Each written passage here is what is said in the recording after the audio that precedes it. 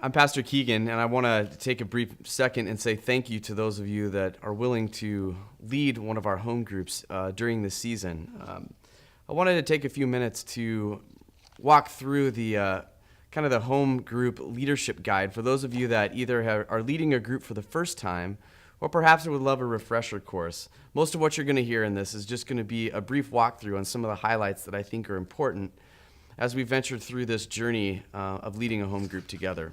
On page 2, I think it's imperative that we understand that as people are coming to our groups, the environment by which people are in our home groups is that they may come with some particular things that they may share that are in confidence or confidential.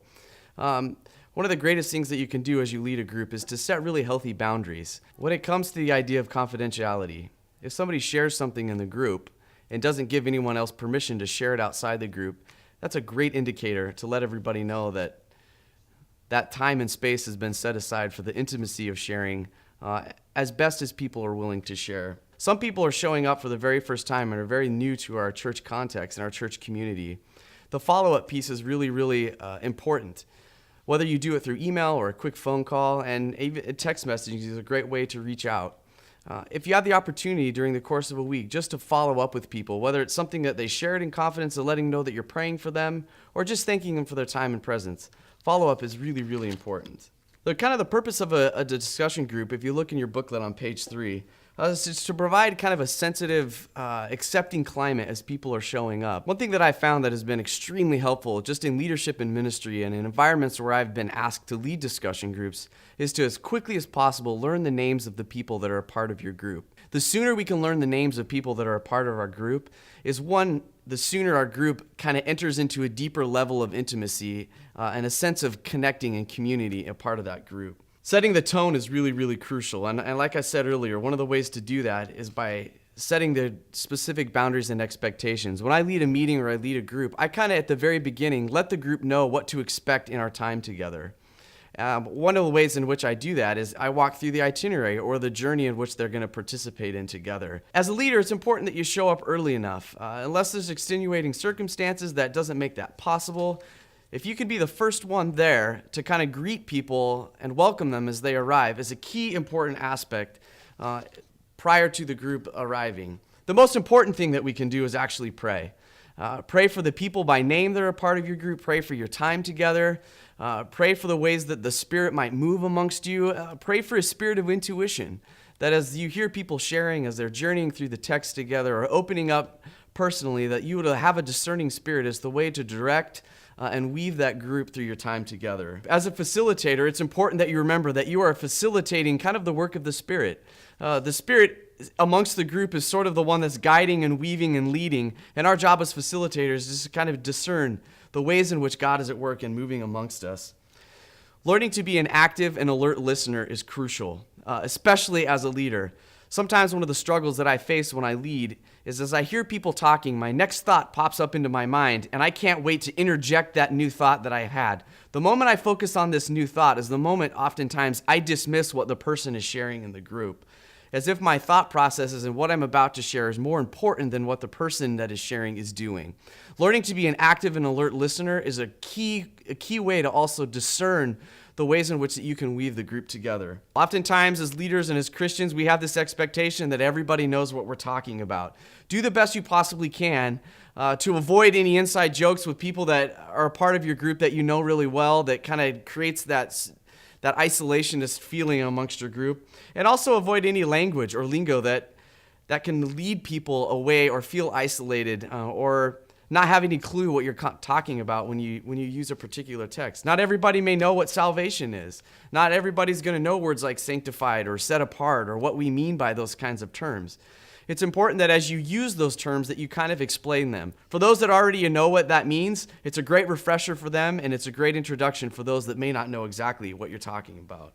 As much as you possibly can as a facilitator, it's really important that you can share your own experiences and your journey with Christ as a facilitator and a leader. The more honest and vulnerable you can learn to be as a facilitator is the times that you're actually inviting others to participate in that alongside of you. The times that I have been most effective in leadership are the times when I'm willing to kind of step away and take the mask off that I may be feeling I'm having to wear as a leader, and actually open it up and be honest and vulnerable about where I'm at or where some of my processes have led me in this journey of faith that I've been on. The times that you can use stories to help illustrate that and weave what God has done during your process and journey with Him is the ways in which you're inviting others to step in and participate alongside of you. 3 key aspects as you lead as a facilitator. The first one, again, is pray. Prepare as best you possibly can and ask the Spirit to move. Pray for people by name. Pray for your time together. Pray for safe travels. Pray specifically by name and for the requests that people are bringing to the table. That is the most important aspect that we can do as we begin our preparation together. Prepare for your meeting in advance. Preparing is crucial. As you receive the materials from us here at PASNAS, it's our hope as leaders and our expectation, in fact, that you will take the time to journey through the information that you have. As you begin to pray and through that process of preparation, there's going to be certain questions that you're not going to want to use. We understand that. There's going to be other questions that arise as you're reading. We expect you to ask those. Use the spirit of discernment to know the best way to facilitate your possible group. We don't want you to necessarily follow a script, but we want to provide you avenues of dialogue and resources that can help spur your conversation along. Our role as home group leaders is to help kind of guide people through this process, to deepen their understanding of the text and of the faith and the ways in which this is meant to be lived out outside the walls of this discussion group and of our worship time together at PASNAS. One of my hopes as a discipleship pastor here is that we can help our people not just know the text really well, but we can help them live the text outside of these contexts of conversation and Christian community. The times that I see discipleship in my life most fruitful are the times that I not only live it out, but I step into the environments where maybe I'm not the most comfortable. As home group leaders, as you discern where your group members are at, it's my hope and prayer that you're helping to constantly push or pull or invite people to be a part of that discipling process outside the walls of the church and your home group. It's important that you begin and end your group on time. Sometimes I get into habit when only 2 or 3 of my group or 4 of my group are there that I feel like if I can just hold on for 10 more minutes, everybody else will be here. I try and honor and respect that time, and I'm very strict about, I can be a little bit more loose about the beginning time, but I'm very strict about our ending time. I know that people are sacrificing their time to be a part of this group, and I kind of set that up in ways of saying, we've got about 5 more minutes left in our time together, and I'd really like for us to be able to reflect on this question or move ourselves to this particular point in our time together so that we can leave time for everybody else's schedules and the things that they have that are important to them. Involve as many members as you can as possible.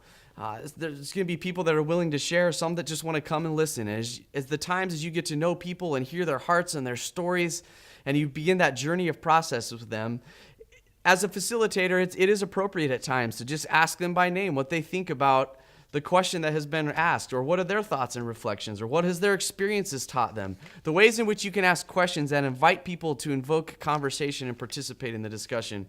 We want as many people as possible participating in that. On page 9, we provide a little bit of a checklist as a facilitator to kind of walk through a sort of a review and a refresher as to the way that you felt your time went together well or didn't go well. That checklist provides and helps provide a guideline as to how you were able to kind of process, especially if you're new at this and not sure how you thought it went or what you could have done better. One of the ways in which I always am trying to process when I lead something, an event or a discussion group, is to ask a few questions. Number 1, what went well? What worked really well during this time together? Number 2, what didn't go well? What are the things that felt like provided hindrances or obstacles to the process of your time together? The third thing I try and ask is, what would I do different next time? And the next time this opportunity comes up, what are the things or the ways in which I'm going to respond or react that can help facilitate a more fluid time together? If we are leader constantly in that spirit of desiring to learn and kind of providing our ways of reflection, you'll begin to see a more seamless approach each week that you tend to meet together. As a group leader and a facilitator of a home group, it's kind of our hope and expectation that you have the confidence of being able to pray out loud. Not everybody in your group's going to be comfortable with doing that, and that's perfectly okay. But you as the leader, it's kind of one of our hopes and expectations. That is that one of your confidence and your abilities to do that, to pray confidently, not elaborately necessarily, but pray honestly. Some of the most authentic prayers that I've ever heard have been people that are willing to pray authentically through the realities of where they're at in their journey of faith. We don't take lightly the sacrifice that you are making with your time and your energy and your preparation for what you are helping Paznaz do and lead in ways of discipleship. It's my hope and prayer is that as you journey through this process together, that you would take time to journey through the home group leadership guide, that you'll take time to really not just use this video, but to read through specifically and take this leadership role that you've been placed in very seriously. It's my hope and prayer that as these home groups become little churches that are greater extensions of the Paznaz community, that these groups would be nothing more than life-giving for you as the leader and life-giving for those that are there as a part of your group. Thanks for your time and your willingness to serve.